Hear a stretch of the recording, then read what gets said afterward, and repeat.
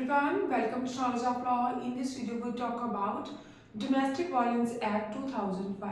Guys, DV act में अब तक हमने आपके साथ डिस्कस किया है सेक्शन 1 से लेके सेक्शन 12 तक, ठीक। तो अब हम बात करने जा रहे हैं सेक्शन 13 एंड सेक्शन 14 की, जो बहुत ही एक रेलिवेंट प्रोसेस है डीवी एक्ट का, ठीक। तो गाइस, आपने अगर पहले की वीडियो वॉच नहीं की तो प्लीज आप पहले की वीडियो को वॉच कर लीजिए। उससे क्या होगा कि आपको कॉन्सेप्ट क्लैरिटी हो जाएगी।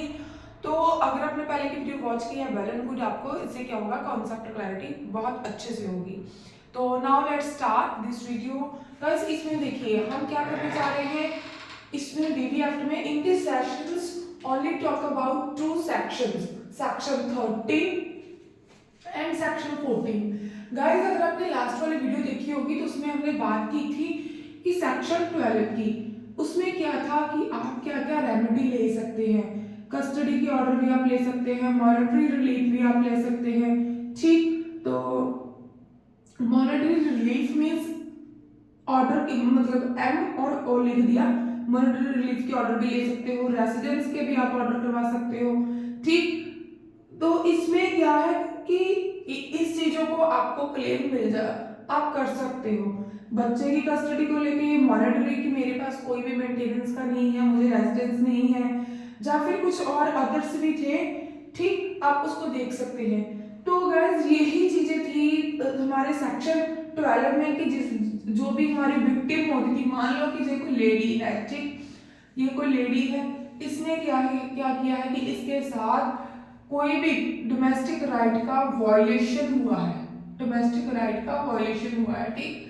तो अभी इसने क्या किया गाइस, इसने किसके अगेंस्ट, जो भी रिस्पॉन्डर है, जिसने इनके साथ, इन लोगों ने इसके साथ मिसहैपनिंग की है, इसके जो घर में रहने वाले, ठीक, जो घर के जो भी राइट्स के, डोमेस्टिक राइट के उनका वायलेशन हुआ है, she has a right move application against all respondents, ठीक। इसके पास राइट है कि ये इनके अगेंस्ट एप्लीकेशन मूव कर सकती है, किसे, अंडर सेक्शन 12 मैजिस्ट्रेट को, ठीक। जो भी एरिया है उस एरिया के हिसाब से, जो जुरिस्डिक्शन है उस हिसाब से वो मैजिस्ट्रेट को एप्लीकेशन मूव कर सकती है, जो भी विक्टिम लेडी है, ठीक। तो इसमें क्या है कि सेक्शन 12 में हम क्लेम मांगते हैं एंड सेक्शन 13 में क्या होता है कि रिस्पोंडेंट को, इन पर्सन को नोटिस होता है, सॉरी गाइस, इन पर्सन को नोटिस होता है, सर्विस ऑफ नोटिस, ठीक, सेक्शन 13 में। सेक्शन 14 में बहुत इजी है, सॉरी, सेक्शन 14 में बहुत इजी है अगर हम इसे देखेंगे। तो गाइस, अगर आपके पास बेयर एक्ट है तो आप अपने पास बेयर एक्ट रख लीजिए, आपको इजी हो जाएगा। तो गाइस, मैं स्टार्ट करने जा रही हूँ section 13। Now let's start section 13, service of notice. इसके सबसेक्शंस 2 है। Subsection 1, A notice of the date of hearing fixed under section 12 shall be given by the magistrate to the protection officer. Notice होता है तब जब date fix होती है, first hearing होती है, ठीक। जो भी, मान लो इसने क्या किया, जो लेडी है इसने एप्लीकेशन मूव की मैजिस्ट्रेट को अंडर सेक्शन 12 के अंदर, कब किए, मान लो 1/11/2024 को की है। तो ये क्या लिखा है भाई कि A notice of date of hearing fixed under section 12 is section 12 के अंदर होगी, गिवन बाय द मैजिस्ट्रेट। जो भी एप्लीकेशन किसके सामने गई है भाई, मैजिस्ट्रेट के सामने गई है, to the protection officer, protection officer को बोलेंगे, who shall get it served by such means as may be prescribed on the respondent, कि वो जो नोटिस है वो रिस्पोंडेंट तक पहुंच जाए, ठीक, and on any other person, या फिर कोई सी और अदर पर्सन के द्वारा, as directed by the magistrate within a maximum period 2 days। जो भी इसमें मैजिस्ट्रेट ऑर्डर करेंगे, डायरेक्ट करेंगे कि भाई प्रिसाइड, जो भी हमारे प्रोटेक्शन ऑफिसर है उनके द्वारा या फिर किसी अदर पर्सन के द्वारा जो नोटिस है उन्हें रिस्पोंडेंट को भेजा जाए, जैसे भी डायरेक्शन होगी कोर्ट की, मैजिस्ट्रेट की तरफ से, ठीक। पीरियड इन्होंने क्या बोला है, मैक्सिमम 2 days और सच फर्दर रीजनेबल टाइम, जहाँ फिर 2 दिन के अंदर, या फिर जो भी मैजिस्ट्रेट को रीजनेबल टाइम लगता है, may be allowed by the magistrate from the date of its receipt. जो उसकी समन की रिसिप्ट वगैरह होगी उससे वो पता चल जाएगा कि कब उन्हें नोटिस किया गया है। सम्मन में इसलिए बोल रही हूँ कि नॉर्मली गाइस हम लोगों का प्रैक्टिकल है तो हम लोग वही कोर्ट की तरफ से काम, कोर्ट में काम करते हैं तो हमें सम्मन ही हम बोलते हैं, नोटिस भी बोल देते हैं, सम्मन भी बोल देते हैं, ठीक। तो गाइस जब हम चीजें देखते हैं कि थ्योरेटिकल वे में जब प्रैक्टिकल वे में मच डिफरेंस, तो अगर आप इसमें इसी चीज को देखोगे तो गाइस इससे थोड़ा सा डिफरेंट होता है प्रैक्टिकल में, ठीक। सबसेक्शन 2 देखते हैं, ए declaration of service of notice made by the protection officer in such form as may be prescribed shall be the proof that such notice was served upon the respondent and on any other person is directed by the magistrate unless the contrary is proved। Guys इसमें यही है कि जब declaration हो जाती है, कुछ service होनी है किसके द्वारा, प्रोटेक्शन ऑफिसर के द्वारा, in such form as may be, जैसे भी इसमें प्रिस्क्राइब किया गया है, शैल बी द प्रूफ। वो क्या होता है कि सच नोटिस वाज सर्व्ड, जब उसने, ये देखो ये है मैजिस्ट्रेट, मैजिस्ट्रेट ने किसको बोला, प्रोटेक्शन ऑफिसर को, कि भाई आप जो है नोटिस सेंड कीजिए, किसे, रिस्पोंडेंट को, ठीक।